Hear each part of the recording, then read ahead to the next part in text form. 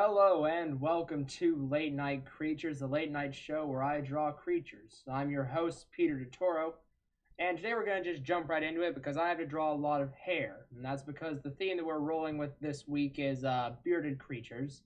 In honor of No Shave November, we're just going to draw some nice beardy boys and maybe girls in the realm of creaturedom to really showcase all the wonderful things that can come out of this whole event.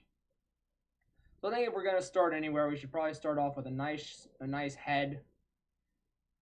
I'd like to say starting off with the beard is the place to start with this one, but honestly, if there's nothing for a beard to wrap around, then what's the point of having the beard? So I'm going to start off with your standard round head here. And for this beard, I think we'll just go with the classic bushy type deal. A big, poofy but not scraggly, well kept beard right here for all of our beardy pleasures, all of our beardy needs and beardy wants. We'll just go with it here. Now I gotta decide. I have to make a lot of decisions here. Decision one is where this beard sort of comes. Does it wrap under the chin? That's sort of what I've. Let me draw the top of it, and that'll help us out a bit. Yeah, okay.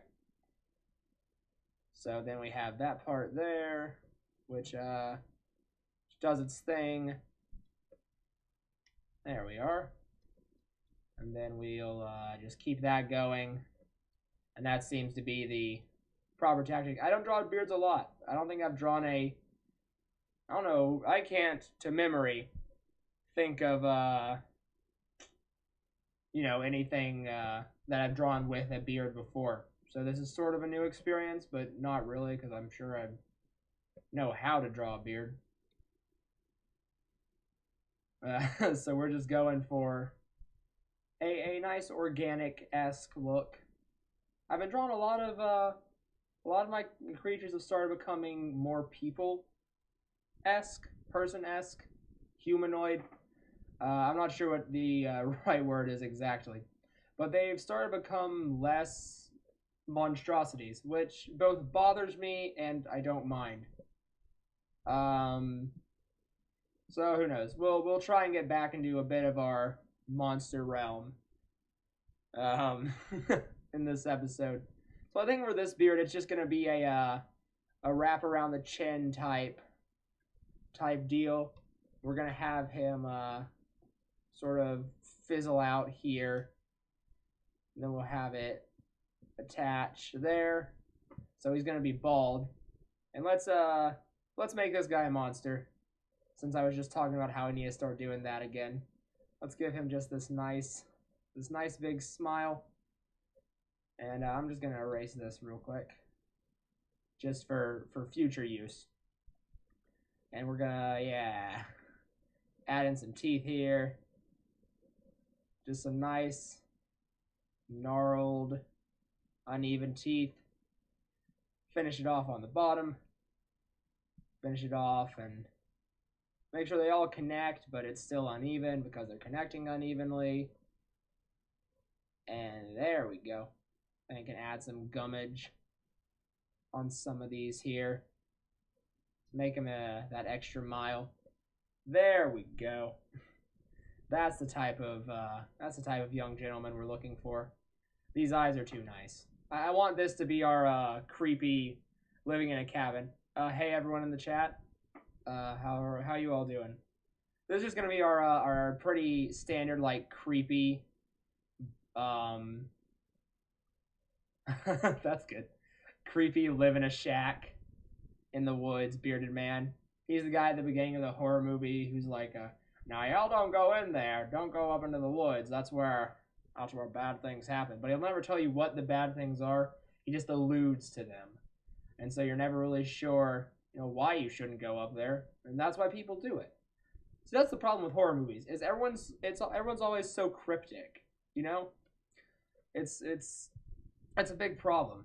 I think that horror movies really do a good job to showcase the communication issues that a lot of us have as that gave him a whole new there we go. That's exactly what I wanted. That gives him a whole new motive, and everything about him changes with that one line. It's amazing what one line can do in a drawing. It can change everything. Now he is extra creepy. That is a fine gentleman right there.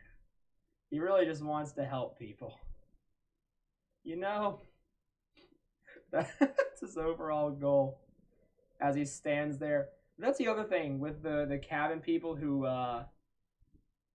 warn you is they're always like super creepy. It's like they're telling you not to go up into up North Pass while holding a bear trap and trying to get it open, like really close to your face, and so you never really are supposed to trust them. There's so many problems.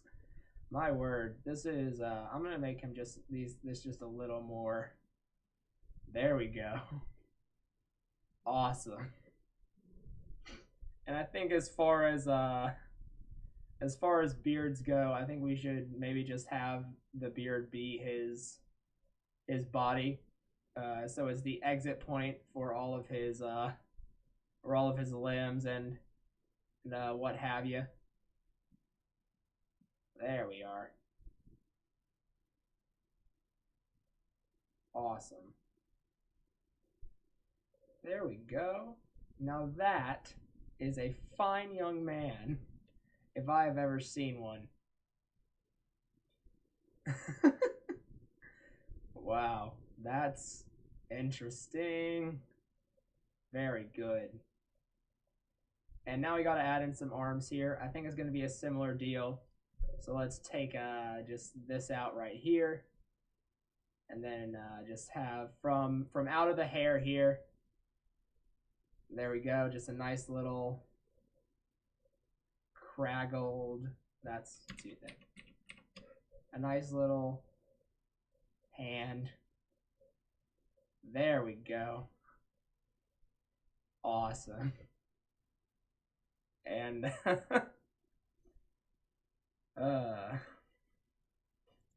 yes, okay, someone new just came in. Yes, all of the creatures are beard and facial hair based creatures for this episode. People who are just joining in.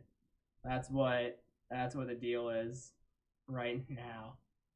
Fantastic. And I think he's going to just have a your classic creepy old man tool. The reliable tool of rioters and hay balers alike, the pitchfork. So we'll just give him a nice pitchfork here. I think maybe we'll have one piece broken off. Kind of looks like a trident like that, but that's all right. You know, I'm fine with that. There we go. So here's Creature the First. And then, let's see. So now we gotta move on to the next creature. I think we've done all we can with Mr. Beardo right here. So let's add on. I think we're also gonna start with a head for this creature. But I think this is sort of the person who's talking to Mr. Beardo. This maybe his friend. No, not his friend. Just the person who's visiting this. I have an idea, so I'm just gonna do my idea, and we'll see what happens with that. Because I don't have to explain myself to nobody. This is my show.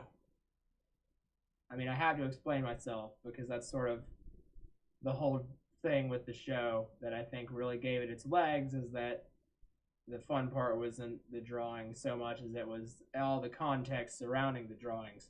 Anyways, so this is just this posh Britishman who's who's come around to this rural part of the United States to see his beloved daughter Spatilda, and so he's Mr. British himself.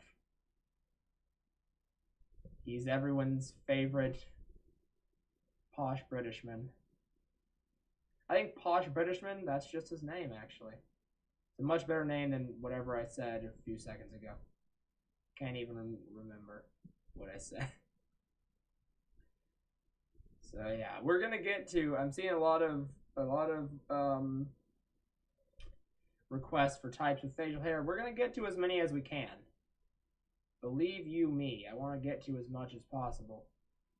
But you know, we run on a time constraint, so we're gonna do as much as we can. And then his other eye, I think maybe will just be this big bulger. And he's eyeing. That's not where he'd be eyeing him, just straight forward, not up. He's not shorter than him. They're around the same place in space here. There we go. He's very concerned for the safety of his beautiful, was it his daughter, Spatilda? And so he's asking, where can I find the girl who I named Spatilda? And the man says, you can find Spatilda up on North Ridge, but I wouldn't go there if I were you. Some weird stuff's been happening there.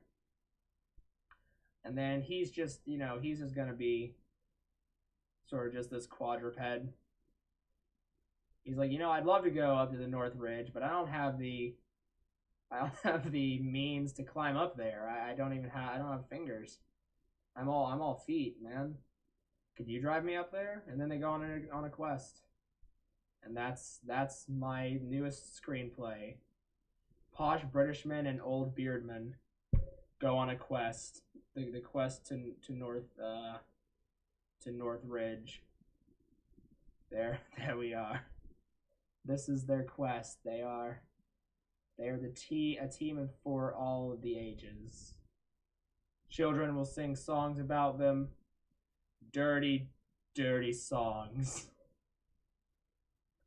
Excellent. Maybe he should have. I feel like there should be something going on with him here. Maybe we'll just oh, welcome. Someone just said I'm here. Welcome. There we go. I think we're just gonna give him just a little thing here. And this is just his his wife. His wife comes with him on all of his adventures. Just in case stuff goes awry. And she's very disapproving of his adventures. Not for any particular reason, really. It's just that she wishes that he'd let the daughter sort of live her life and do her own thing. But he's always very worried about her. So it's a back and forth where they both want what's best for her. But it doesn't work out that well. And that's the story. So there we go. Maybe just add some details to her real quick. There we are. Fantastic. Okay, so we have posh Britishman and we have creepy Beardo. So I think maybe we should plop in another character here who's he's just in the middle.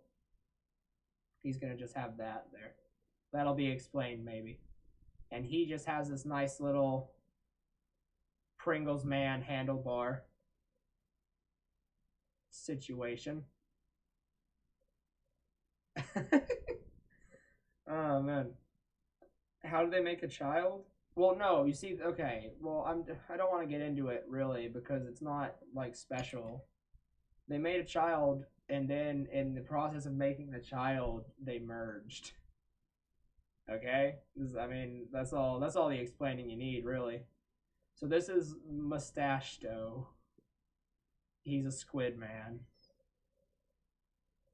but his squid legs are also a handlebar mustache. Yes.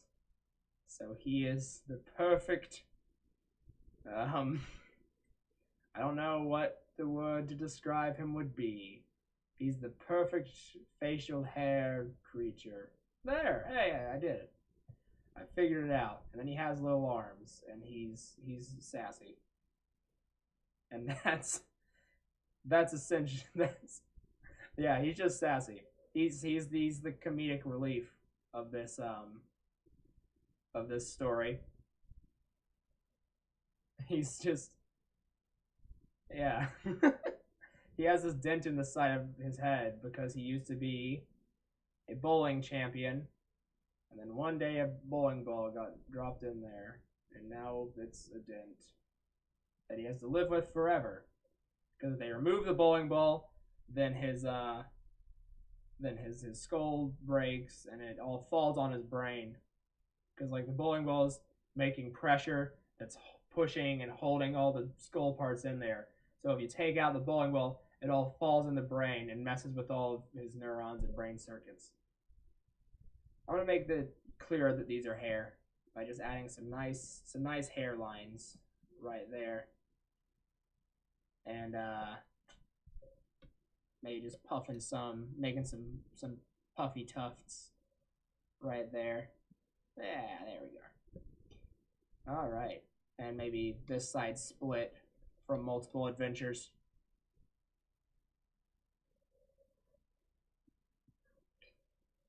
There we are. Wonderful. The Beards and the Bees, that's the name of the movie. Thank you so much for that title. So there's a lot of space down here that I haven't used yet. So here's what we're gonna do. Here's what we're gonna do. We're gonna just draw in a mustache shape here. There we are. That's off balance, but that's all right. I'll make it work. It's time to use perspective. Forced perspective specifically. That didn't work out. I'm gonna try that again. This is round 2, baby. All right, and then so that, and then this will go. There we are. That looks better. There we go. That's the right that's the right angle, I think. It looks right to me. Sound off in the comments. And so then we have, so we've been talking about the North Pass a lot, and you don't go up there because this creature lives in the North Pass.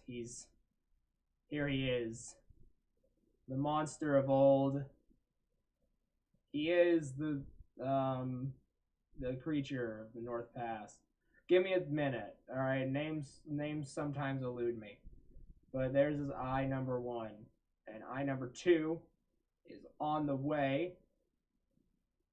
There it is. So we have the eyes. Is he an angel or a devil? That's the moral dilemma presented in this movie, The Beards and the Bees. Screenplay by Zack Snyder. Man, that'd be a cool movie. And then here's his tongue. Yep. Give me a sec. There's his tongue.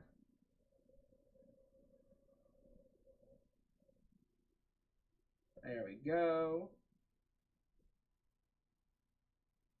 Let's see if people are giving stuff in here.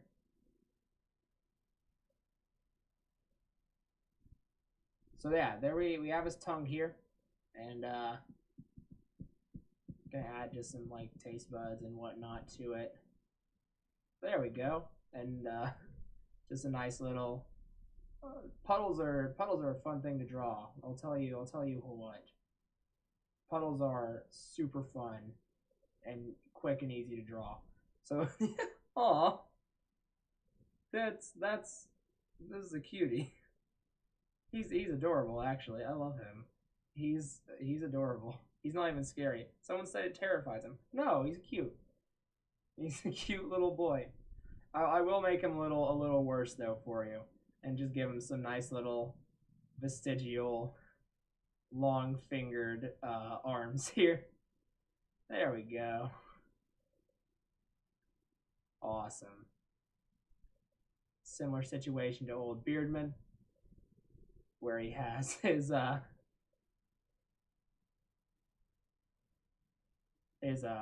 just sort of coming out of the hair, you know, as you do. And then we'll add in some more bags here. This is just a sweet little mustache boy. And let's see. I think that he's the misunderstood creature of the North Pass. He doesn't kill people because he wants to. He kills people because they're easy to kill and he's hungry. I mean, he enjoys it for sure, but you know, monsters got to eat too. That's the moral of the story. Gosh, this would be the worst movie. Or the best. You know? It depends on how you look at it, honestly. I wonder, what else can we throw in here? We got a good gaggle of creatures here. This is a nice collection. This went much better than I thought it would. So let's see. I think we should maybe throw in... Oh man. I'll just go around to each and see what other details I can add in, and then we'll start shading. So for this one, I'm going to do... I have a technique to make fur look more exaggerated, and it may not be my technique, but I figured it out myself. I didn't watch a tutorial or nothing. And it's basically just when two pieces meet, like these, you basically pull it out more than like it would be if they just met, and then that makes it look a little longer, and on occasion, not always, it doesn't work all the time, but a little more natural or unnatural. Sometimes it works to make it look a little more unnatural, and so if you're going for like a creepier vibe, it works really well for that, which is what I sort of aim for at Late Night Creatures. So I'm going to just do that for really all of those places that meet with the hair like that and see how that looks. Basically, all it's going to do is just sort of make that hair more exaggerated and more sort of in your face that, yeah, this is just this bushy hair. Yeah, there we go. Alright, and then I did that with him already. Alright, yeah. Let's see. I feel like I should do something. I feel like he needs a nose of some kind. I feel like they all do. Let's see here. So I'll do the those under nose there. Yeah, we could do a creature with sideburns, but I'm not even sure if I have page space to do one justice. So we'll hold off on that. I promise you guys, at some point, it won't be this theme, but a different theme. We'll find a way to make a creature with sideburns. Oh, he doesn't have a mouth. Well, he's sassy, so I think he sort of has this like this, yeah. There we go. This is our crew. I'm just gonna separate these guys because he's the monster. He's the monster in this situation. All right, cool. So let's see. Beards. Beards are brown, so we'll grab a brown to shade today. I don't know if we've done that before. Possibly, but maybe not. It looks a little gray. There we go. Just a nice brown right here. Start filling it in. Make them look nice and toasty.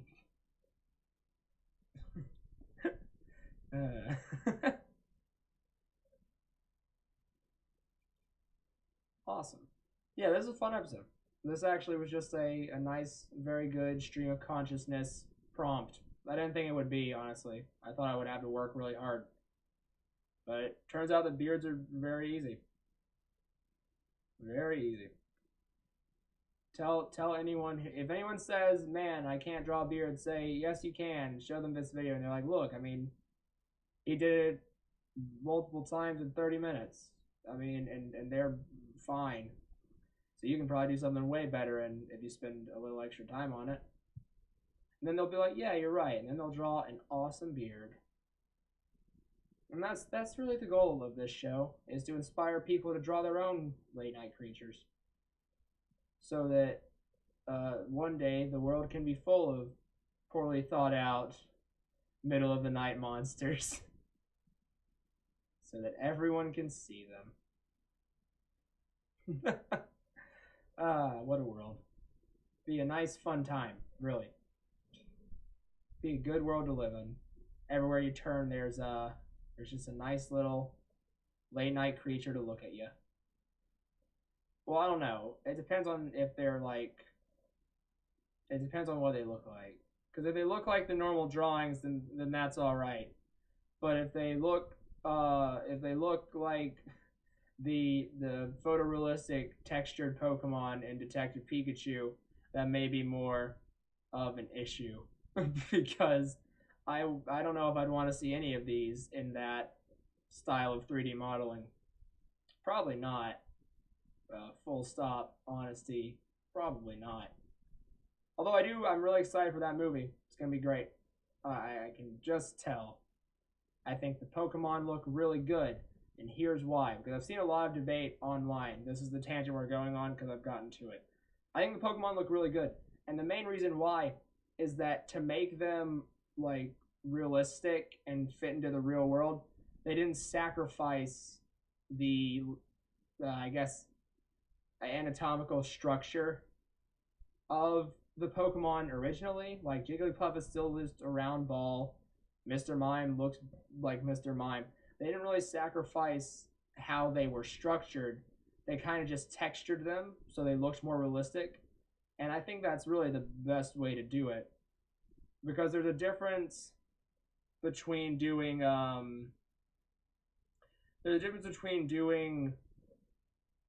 realistic Pokemon and putting Pokemon into the real world. Because doing realistic Pokemon, you're basically accounting for Pokemon as if they had anatomy akin to the normal world. But if you do Pokemon and you're putting them into the real world, then you're just taking the Pokemon and seeing what they would look like as is, but just if they were real. If that makes sense. There's a difference, to me at least, between the two. And that's just the difference is whether you change how the Pokemon is structured. Which they didn't do. And I think it's going to lend itself really well to the movie because all the Pokemon are going to be recognizable. Like, out of the Pokemon that I saw, there was none that I was unable to recognize because they had been morphed to fit the real world beyond recognition. And I think that bodes well. I think they made good aesthetic choices as far as how to do the Pokemon. So anyways, now that tangent's done, brown shading, I like you. You're not too flashy. You know, you just get the job done. And I can respect that. I can certainly respect that. Wonderful. Well, aren't these some nice bearded friends? On that note, after I went on a Detective Pikachu rant and kept you all here while I drew furry beardmans, I suppose it's time for me to go to bed and live with what I've created every day of my life, every step I take. On that note, I'd like to thank you all so much for watching, and I'll see you next late night.